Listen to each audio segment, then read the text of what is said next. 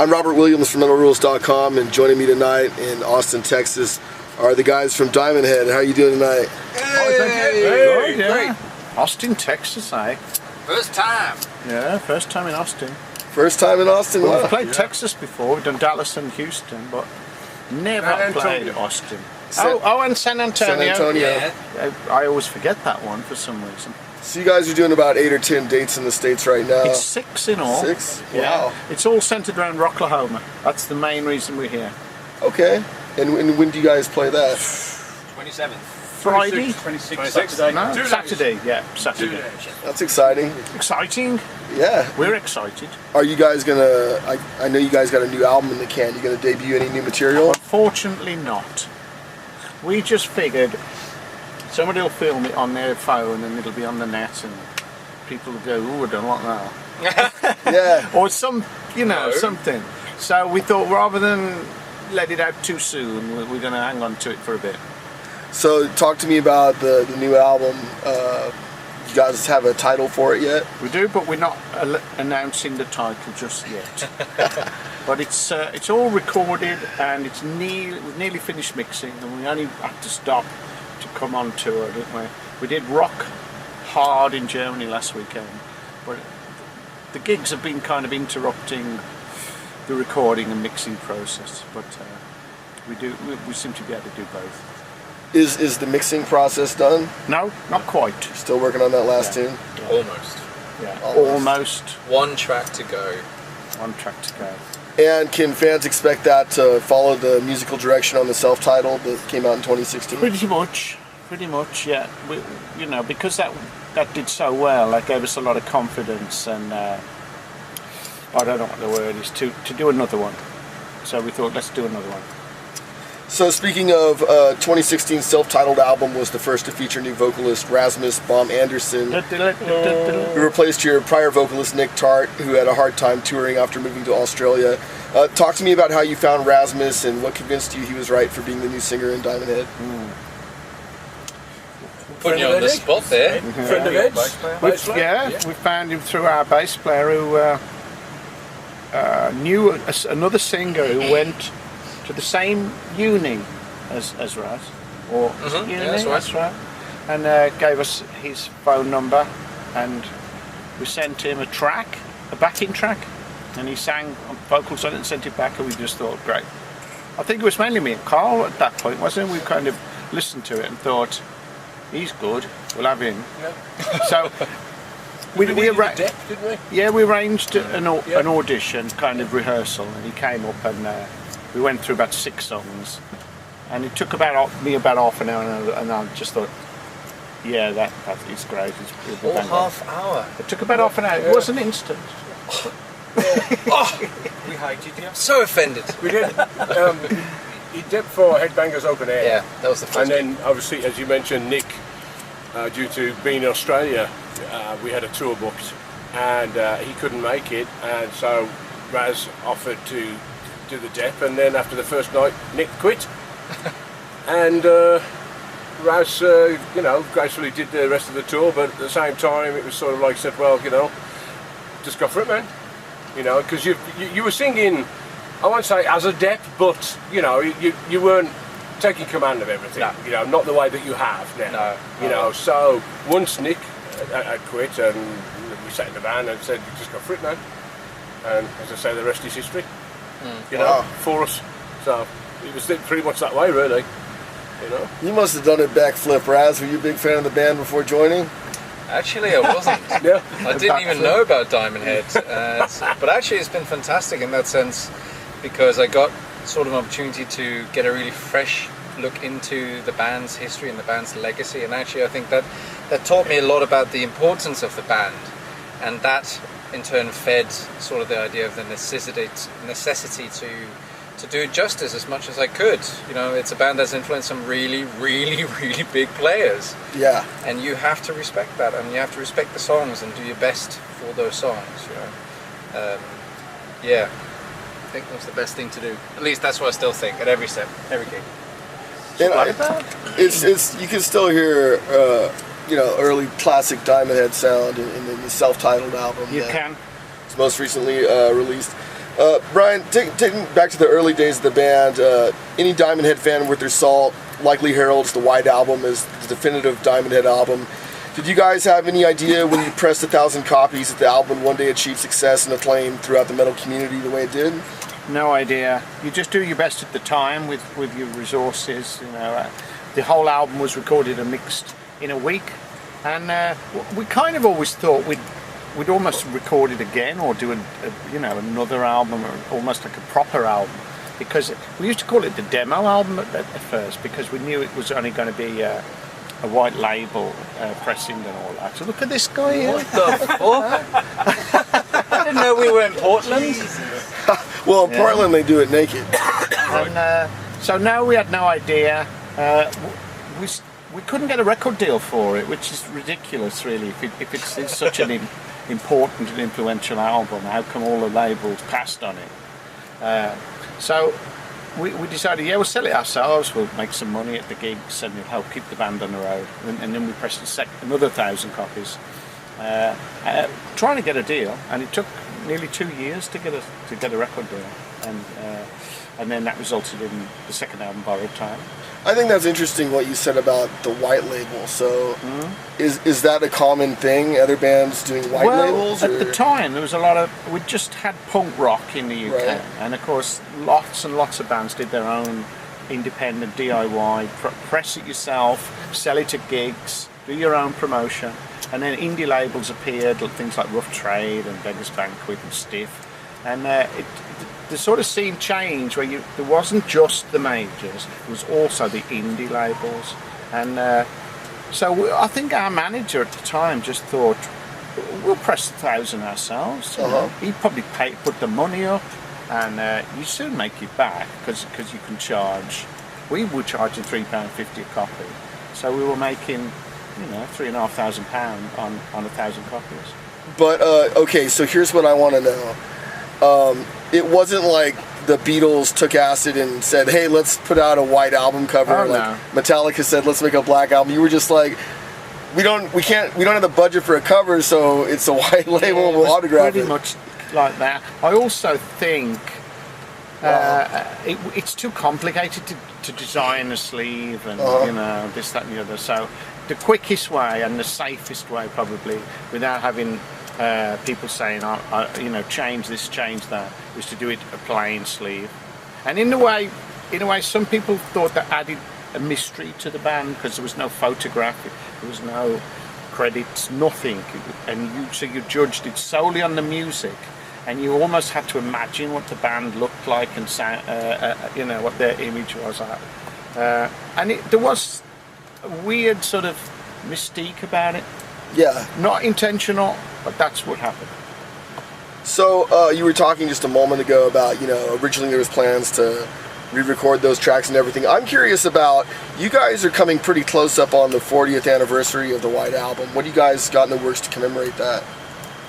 Nothing. Yeah, no plans. We did it.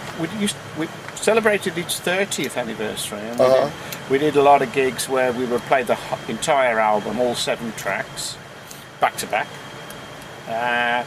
But I hadn't really thought about the 40th anniversary, to be fair. Next year is the 40th anniversary of the new wave of British heavy metal, and we're aware that there will be a lot of events and festivals and things and press relating to that. But I'd kind of forgotten that we're sort of 2 years away from the anniversary of the White Album. So we'll see. Maybe something to work to. Yeah, it's probably something will happen. It'll be a reason to do it. So from someone who was there and saw it back in the day, was part of it back in the day, what was it about the new wave of British heavy metal movement that you feel like really captivated audiences universally, still to this day? Some good bands. Yeah. That's the main thing. They made some good records, and that's left a legacy and inspired, lots and lots of other bands. That's the main thing, It lasted a few years, and the press kind of focused on it in 1979, and then almost moved on not long after, and they were forever discovering the next big thing, and then there'd be new romantics, and there'd be other styles, and and genres that they would promote. But all these rock bands that had, you know, been doing their thing around the UK, all sort of were brought together in an umbrella, under an umbrella, and it was suddenly you know, a movement, and the old guard could look out, you know, because the new boys are hot on their tails. I thought it was an exciting time to see all these young bands. You know, suddenly there was loads of young up and coming bands that sounded really good.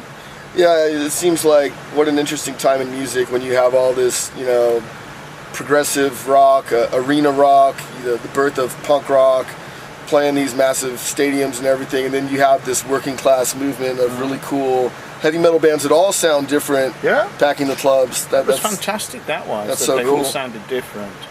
No idea. I mean, none of us had any idea of each other, unless it's from the same town. I didn't know there was a band in Sheffield called Def Leppard or anything. It was only sounds that kind of tied it all together. And then we would go and see each other, you know. DiamondHead would suddenly be offered gigs in Sunderland and, you know, Bristol. And then your bands like Def Leppard would come to Birmingham and, you know, the Midlands. So you'd go and see them and check them out, and it was an exciting time. Sounds must have been a huge help for the band, Yeah. especially that Jeff Barton quote that said on the first DiamondHead record, there's more better riffs than the first 4 Black Sabbath records. Wow, what a great quote. It is a compliment. I mean, it's a little bit of an exaggeration, but it's a lovely compliment that somebody who knows what he's talking about, a well-respected journalist, said something like that about DiamondHead. So I could only take it as a massive compliment. So, okay, walk me back to your third record. What was the deal with Canterbury that 2 original members left during the recording process? Was that just a monster to commit to tape? It was a difficult record, and we were working with a producer who just finished Pyromania, spent 9 months on Pyromania, and he was a bit of a perfectionist, and we weren't really perfectionists, so he was pointing out flaws in the playing of everybody, really. And unfortunately, the band fractured, you know, into 2. The bass player decided to quit, and it was just too hard at the time. It was too much pressure. You know, we were spending a load of money in a big studio, and it just started to get to everybody, really. So it was a shame that happened. But Canterbury's a bit of, you know, a bit of an unusual record. A lot of people love it. A lot of people think it's a bit of a bit of a thing too far, where, you know, you're trying too hard, overreaching. But it's, you know, it's sonically impressive and sounds good. It's well produced, but shame it had to cost the lineup. Yeah, it seems like during that time period in the 80s, most bands that started out in new wave of British heavy metal, their sounds all evolved. You know, and most bands that finished by about 85, and had either been dropped or split up, or the, you know, the scene had moved on so much that you couldn't get any press anymore. You know, and you couldn't get on the radio or the TV. So 10 years post Canterbury, your next album, Death in Progress, surfaces, which featured guest appearances from Dave Mustaine and Tony Iommi. Talk to me about working with those guys.